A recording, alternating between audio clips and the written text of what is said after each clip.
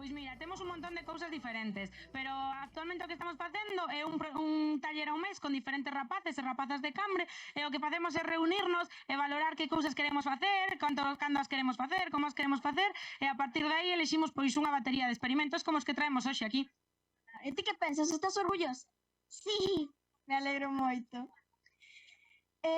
Centrades vos máis nalgún tipo de ciencia en concreto?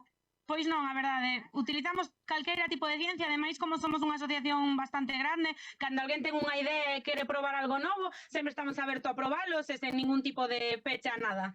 Que guai. A ciencia divertida, que lle dirías aos nenos para convencelos?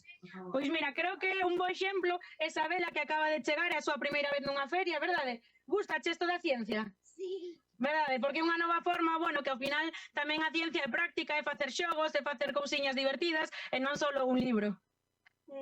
Pois tedes toda a razón.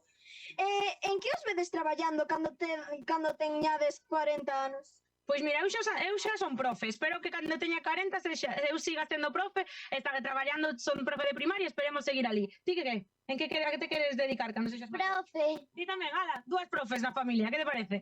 Moi ben, sí. Pois moitas grazas, eu estou moi orgullosa, sodes unhas persoas increíbles. Moitas grazas a vos. Moitas grazas. Chao.